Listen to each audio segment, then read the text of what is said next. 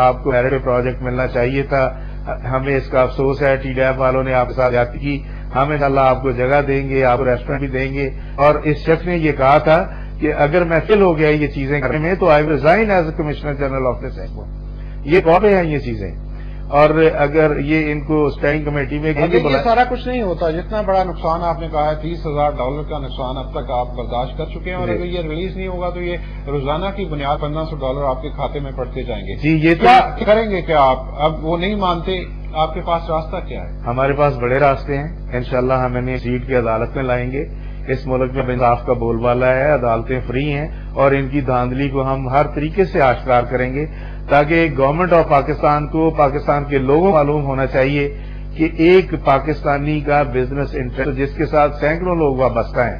I am the only person جن لوگوں نے یہ سامان ہمیں سپلائی کیا ہے، دے آر انوالوڈ، ان کی فیملیز آر انوالوڈ، آگے جن سے وہ مال آتے ہیں وہ دے آر آلسو انوالوڈ. اور اس میں کئی لوگ ہیں، کئی لوگوں کی انوالومنٹ ہے.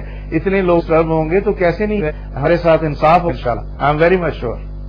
ایکسپو گزر جائے گی پھر انصاف ہوگا؟ نہیں جی، ایسا انصاف نہیں ہوگا انشاءاللہ. یہ بہت جلدی مسئلہ جو ہے یہ کورٹ میں جائے گا، اور اس کے علاوہ بھی اور بھی ہم ہر طریقے سے اس مسئلے کو سالو کرنے کی کوشش کر رہے ہیں. وزیر اعظم ہاؤس سے یا صدر سے یا دوسرے اعلیٰ آفیشل سے آپ نے یہ بات وہاں تک پہنچائی ہے؟ آپ کے ساتھ کچھ ہو رہا ہے؟ جی جی، یہ مسئلہ بہت اچھے طریقے سے پریزیڈنٹ آف پاکستان کے نالج میں ہے، یہ بڑی اچھے طریقے سے وزیر اعظم پاکستان کے نالج میں ہے، یہ ٹی ڈیپ کے نالج میں ہے، یہ پریزیڈنٹ آف پاکستان کے نالج میں ہے.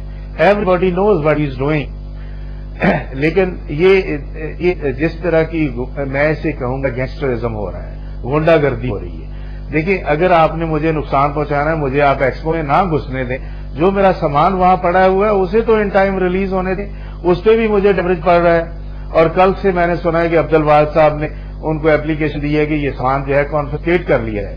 پیویلین کے اندر بیچنے کے لیے اس چیز کوئی نہیں. پیویلین کی اوپننگ کی ہے، ایمبیسڈر آف پاکستان چوروں کی طرح بھاگ گیا ہے. وہ ہی was unable to face the people there, کیونکہ پیویلین کے اندر ہے ہی کچھ نہیں. جو 3D گرافک امیجز ہیں پیویلین کے اندر کے باہر کے وہ تو نیٹ پہ آ رہے ہیں. پیویلین کے اندر ہے کیا؟ کچھ بھی نہیں آ رہا. اس نے وہاں کچھ بھی نہیں کیا ہے. پاکستان کو بہت ہی غلط طریقے سے انہوں نے وہاں شو کے یہ تو ہے کمرشل ایکٹیویٹیز کا آپ ذکر کر رہے ہیں. پاکستان کا امیج بھی خطرے میں پڑا ہے وہاں. بالکل متاثر ہوا ہے آپ کے خیال ہے؟ دیکھیں، میں اس کی ایک سمپل آپ کو مثال دوں گا. 2005 میں جاپان میں ایکسپو ہوئی تھی، اس میں انٹر royal family of Japan visited the expo. آپ کی جو پیویلین ہے؟ جی جی. اور ہمارا پیویلین پاکستان کے 3 پرائڈ آف پرفارمنس لوگوں نے ڈیزائن کیا تھا، اسے انہوں نے کنسٹرکشن کی تھی اسی، اور that was the most artistic pavilion in the entire expo. اچھا، یہ جو پیویلین ہے اس کا ماسٹر پلان ہی نہیں ہے. انہوں نے لاہور کا قلعہ اس میں بنایا ہے، اور قلعے کے بھی ایک 4 دیواری کر دی ہے، اور قلعے کے اندر کوئی چیز نہیں، اس کو عالمگیری گیٹ لگا دیا گیا ہے. لوگ اس کے اندر داخل ہوتے ہوئے آپ نیٹ پہ جائیں، کمنٹس پہ جو دنیا کے اتنے کنٹریز وہاں پارٹیسپیٹ کر رہے ہیں، ان کے جو پیویلینز ہیں وہ فیوچرسٹک ہیں. ان میں کوئی چیز ہے، کوئی پوٹینشیل ہے لوگ دکھانے کے لیے کہ this is what they can offer in their countries. یہ جو پیویلین ہے یہاں، یہ وہی عالمگیری قلعہ ہے، اور اس کے اندر جو قلعہ ہے اس کا بیٹر سٹی بیٹر کو تعلق ہی نہیں ہے. یہ تو قید خانہ تھا. یہ سکھوں سے لے کے، مغلوں سے لے کے، اور ماشاء اللہ کی گورنمنٹس تک یہاں پولیٹیکل لیڈرشپ قید رہی ہے، ان پہ تشدد جاتا رہا ہے. اس قلعے کو کسی طریقے سے پاکستان کے لیے بہتر امیج بھی قرار دیا جاتا ہے. بیٹر سے بیٹر لائف کیا اس میں نہیں آتا کہ آپ کلین رکھیں، آپ اپنے شہر کلین رکھیں، سارا کرو؟ جی نہیں، وہ جتنا قلعے کی جو ہسٹری ہے وہ تو سب کے سامنے ہے. لوگوں نے اس پہ تبصرے کیے ہیں، ڈان نے اس پہ بہت لکھا ہے. وہ سبوئی صاحب کا آرٹیکل ہے، اس کو آپ پڑھیں، آپ کو پتہ چل جائے گا کہ قلعے کو بنا کے انہوں نے کتنی فاش غلطی کی ہے. اور اگر کوئی پروجیکٹ ہوتا ہے تو اس کا کوئی ڈیزائن ہوتا ہے، صرف تصویریں دیکھ کے اور تصویروں سے کنسٹرکشن کر دینا پیویلین کی. یہ بہت بڑی ناانصافی ہے اس ملک کے ساتھ. 170 ملین لوگوں کا یہ ملک ہے، تو کیا ہمیں لوگوں کو اتنا حق حاصل نہیں ہے کہ اپنے ملک کی صحیح لوگوں کو نمائندگی دے سکے، کہ لوگ جائیں اور اپنے ملک کی صحیح نمائندگی تو وہاں کریں. آپ نے کہا ہے کہ اگر آپ کو انصاف نہ ملا بہت جلد آپ عدالت کا دروازہ کھٹکھٹائیں گے. جی انشاءاللہ. کب یہ ایسا ہوگا؟ جی میرے خیال میں تو ہم یہ ہماری جو داد رسی ہے وہ انشاءاللہ عدالتوں کی we will go to court very soan.